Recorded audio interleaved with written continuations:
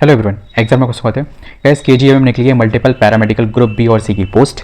इसमें हम बात करने जा रहे हैं मेडिकल परफ्यूजन, डेंटल की, ईएनटी की और भी कुछ इस तरीके की पैरामेडिकल की पोस्ट के बारे में, मल्टीपल पोस्ट के बारे में। चलिए शुरू करते हैं। ठीक है, जैसे कि आप देख सकते हैं ग्रुप बी और ग्रुप सी की पोस्ट की इसमें रिक्रूटमेंट निकली हुई है। फॉर्म भरने की लास्ट डेट 31 है।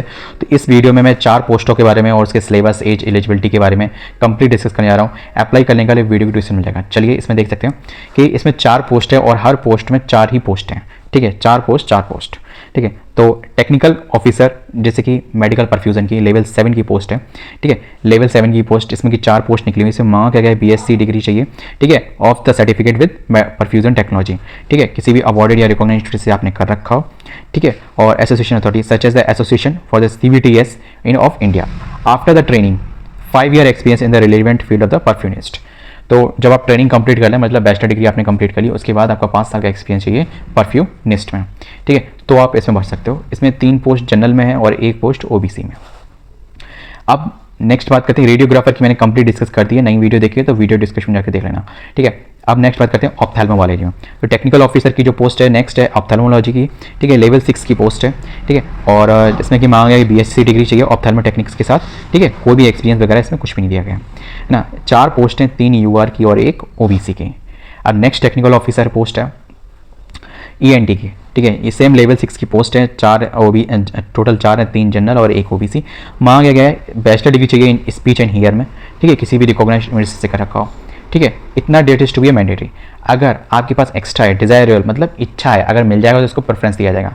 प्रेफरेंशियल क्वालिफिकेशन बोलते हैं इसको हिंदी में, sorry. BSc with honours in speech and hearing.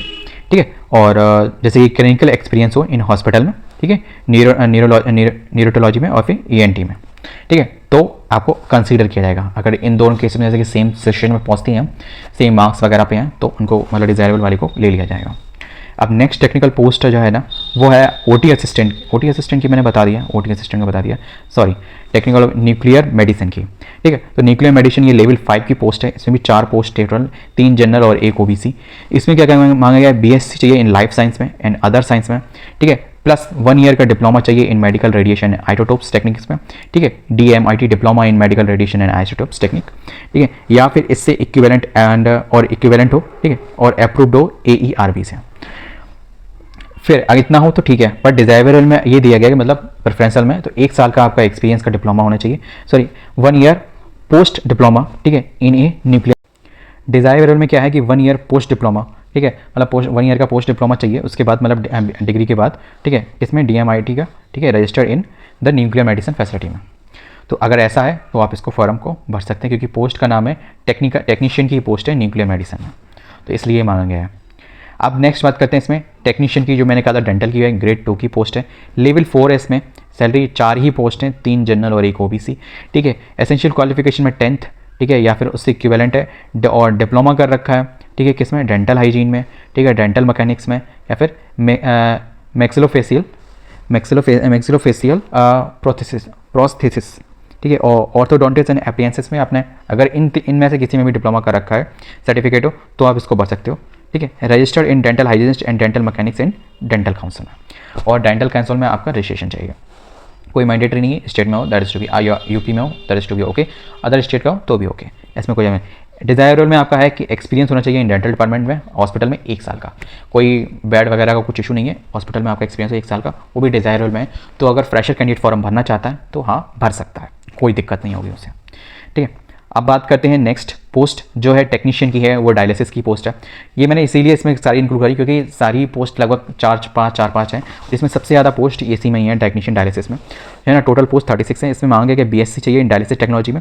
ठीक है, और या फिर आपके पास इसके अलावा BSc with diploma in dialysis technology में हो, और 2 साल का ऑफ 2 ईयर जो कि 2 साल का है, एंड 1 साल का एक्सपीरियंस हो। ठीक है, डायलिसिस टेक्नीशियन में मिनिमम 20 डायलिसिस यूनिट वाला। ठीक है, मतलब जिस हॉस्पिटल में 20 डायलिसिस यूनिट हो, ठीक है, उसमें आपका एक्सपीरियंस हो मिनिमम 1 साल का। अगर ऐसा नहीं है तो आप बीएससी इन डायलिसिस टेक्नोलॉजी हो तो वो भी चल जाएगा। यहाँ पे बीएससी विद ए डिप्लोमा, यहाँ पे जो दूसरा जो और है ना, BSc with A diploma in diagnosis, तो ऊपर डिग्री है, नीचे डिप्लोमा है। तो ये चीज़ ध्यान रखना, बीएससी यहाँ पे जो डिग्री है ना, बीएससी है वो सिंपल वाली बीएससी है ना, मतलब बेस ले रखा है और कुछ नहीं है। और जो डायलिसिस टेक्नोलॉजी वाला डिप्लोमा है 2 साल का। तो ये चीज़ ध्यान रखना थोड़ा सा। और मैं ये चीज़ मतलब ऊपर वाली लाइन, एक लाइन में कह रहे होंगे बहुत से बच्चे कि ऊपर लिखा है नो एक्सपीरियंस और करके लिखा है एक्सपीरियंस, तो ये जो थोड़ा सा जो अंतर है ना, तो वो विद से ये थोड़ा सा डिफरेंस है, तो वो चीज़ आप अपना देख लेना। ऊपर डिग्री है, नीचे डिप्लोमा, सीधा सा फंडा सुनो, और नीचे डिप्लोमा है तो इसलिए 1 साल का एक्सपीरियंस है, 20 कैंडिडेट्स ने जो है। ठीक है, अब यहीं पे और कोई पोस्ट है। अब ये नॉन टेक की है, ठीक है, तो इसको नेक्स्ट वीडियो में डिस्कस करेंगे, ठीक है, क्योंकि इसमें बहुत सारी रिसेप्शनिस्ट वगैरह लाइब्रेरियन हैं, तो वो सब उसमें कवर हो जाएंगे। तो ये नॉन टेक्निकल वाली जो पोस्ट है वो नेक्स्ट में करेंगे। ये टेक्निकल वाली मतलब पैरामेडिकल की सारी थी, तो इसमें छोटी छोटी थी, तो उन्होंने सारी कवर कर दी, है ना। इसमें जो आपकी फीस रहेगी वो सभी पर्टिकुलर पोस्ट के लिए आपकी 2360 रुपये ही रहेगी, जनरल, OBC एंड EWS के लिए, और SC और ST के लिए रहेगी 1416 रुपये, है ना। अब बात करते हैं रिजर्वेशन की गाइडलाइन, वो भी आप सुन लीजिए। SC ST OBC and EWS and horizontal reservation सभी क्या डोमिसाइल और यूपी होना मैंडेटरी है, ठीक है। और ये डोमिसाइल सर्टिफिकेट वगैरह भी बना के रख लेना, है ना। और अदर स्टेट का कैंडिडेट ऐसे UR ट्रीट किया जाएगा, चाहे वो किसी भी कैटेगरी से बिलोंग कर रखा हो, और उसे UR वाली ही फीस देनी पड़ेगी, है ना। EWS एंड OBC वाले थोड़ा कान खोल के सुन लें, ठीक है। उनके लिए क्या सीन है, जो आपका फाइनेंशियल ईयर होगा 23-24, ठीक है, और आपका सर्टिफिकेट बनेगा 24-25 वाला, है ना। ओनली यूपी वाले ही अप्लाई कर सकते हैं, और दूसरा और यूपी का ही सर्टिफिकेट मैंडेटरी होगा, और 1/4/2024 के बाद वाला ही सर्टिफिकेट वैलिड होगा। दिमाग खोल के रखना, और उसी को ज़रूरत पड़ेगा, और फॉर्म भरने से पहले बना के रख लेना। ऐसा नहीं है फॉर्म भरने पहुँच गए सेंटर पे या खुद भरने बैठ गए और तो हो गया घंटादार, ठीक है। और लास्ट टाइम के लिए वेट मत करना, लास्ट टाइम वाले तो वो टाटा वाई करना, वही बच्चा है। PWD के लिए इसमें 4% का रिजर्वेशन है, एक्स सर्विस में के लिए 5%, आर्मी और डिपेंडेंट के लिए है, डिपेंडेंट और फ्रीडम फाइटर के लिए 2%, और फीमेल जेंडर के लिए 20%, ठीक है। एलिजिबिलिटी के रिगार्डिंग इसमें कोई भी इशू है नहीं, बाकी अगर जिनको इशू है तो ये गाइडलाइन मैं उनके लिए स्पेशली पढ़ दूंगा, ठीक है। नेक्स्ट बात, इसमें जो आपकी एज है वो 1 जुलाई से कैलकुलेट की जाएगी, 1 जुलाई 2024 से मिनिमम 18 मैक्सिमम 40 सभी के लिए ऐसे, ठीक है। SC और ST एंड OBC इन 3 के लिए 5 साल का एज रिलैक्सेशन है ना। दिव्यांग और डिसेबल्ड जिसमें ये UR भी इंक्लूड है, उनके लिए 15 साल का एज रिलैक्सेशन है, ठीक है। और जो परमानेंट गवर्नमेंट एम्प्लॉय हैं, ठीक है, परमानेंट गवर्नमेंट एम्प्लॉय के लिए उनको जिन्होंने 3 साल रेगुलर जॉब कर रखी है उनको 5 साल का एज रिलैक्सेशन है, बट परमानेंट गवर्नमेंट एम्प्लॉय, ठेका भर्ती वाले नहीं, ठीक है, वो चीज़ दिमाग रखना। अब मैं क्यों कह रहा था सर्टिफिकेट बनवा लें, वो इसलिए कह रहा था फॉर्म भरने से पहले ये 6-7 डॉक्यूमेंट है ये पहले बना के रख लो, तब भरना फॉर्म। पहला 80 KB की फ़ोटो, ठीक, 80 KB के सिग्नेचर, ठीक है, वाइट पेपर पे ब्लैक इंक से, ठीक है। और आप फोटो में ध्यान रखना चश्मा वश्मा नहीं लगाना, सिंपल एक फॉर्मल फोटो जो हो वही, ठीक है। सॉरी, एक वैलिड ईमेल आईडी, ठीक है, आधार कार्ड, आधार नंबर और मोबाइल नंबर, और जो मार्कशीट और सर्टिफिकेट अपलोड करेंगे वो कौन कौन सी हैं, 10th और 12th की, ठीक है। फिर उसके बाद डिप्लोमा या ग्रेजुएशन जो भी हो आपकी पोस्ट के अकॉर्डिंग, या फिर जो आपके पास है और जो पोस्ट में डिमांड किया गया है क्वालिफिकेशन है वो, या फिर पोस्ट ग्रेजुएशन। वैसे पोस्ट ग्रेजुएशन इसमें नहीं है पर नॉन टेक वाली पोस्ट में है, ठीक है। बात करते हैं नेक्स्ट जो है वो scan copy caste certificate and जो भी सब कैटेगरी कास्ट सर्टिफिकेट वगैरह अगर लगा रहे हो आप, ठीक है, रिलैक्सेशन ले रहे हो तो आपको वो अपलोड करना है, ठीक है। डोमिसाइल अपलोड करना है, वो यूपी का ही मैरिट होगा, ठीक है। सर्टिफिकेट अपलोड करना है, और एक्सपीरियंस अगर इफ़ एप्लीकेबल, यहाँ पे लिखा हुआ है इफ़ एप्लीकेबल, तो अगर एप्लीकेबल है तो आपको अपलोड करना है, नहीं तो कोई दिक्कत नहीं है। नेक्स्ट,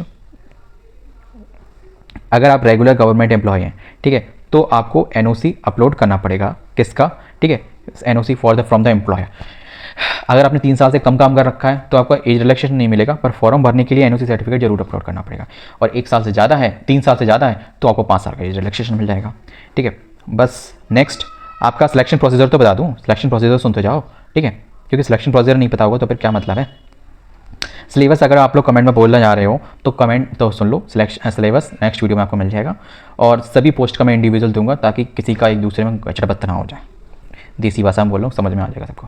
देखो सिलेक्शन प्रोसेस बहुत सिंपल सा है, CRT कॉमन रिक्रूटमेंट टेस्ट होगा, उसी के मार्क्स के आधार पे आपका होगा, कोई भी इंटरव्यू वगैरह झंझट है ही नहीं इसमें, ठीक है। तो टेंशन फ्री रहो इंटरव्यू वगैरह के लिए, ठीक है, और किसी भी केसेस में नहीं होगा, है ना। हाँ, कॉमन रिक्रूटमेंट टेस्ट के लिए कुछ कंडीशन है वो देख लो, ठीक है, पेपर पैटर्न और कंडीशन आप सुन लो।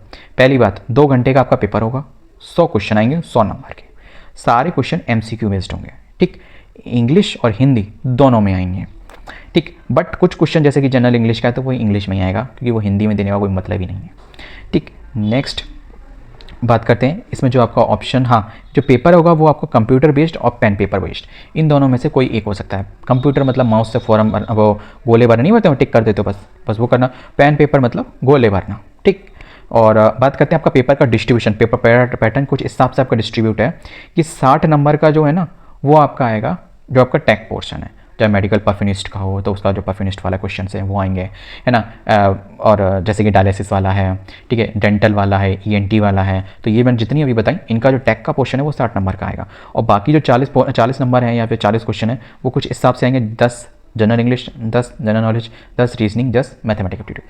अब दिमाग में आ रहा होगा नेगेटिव मार्किंग है नहीं, बिल्कुल नेगेटिव मार्किंग है, धड़ाके की नेगेटिव मार्किंग है, 1/3।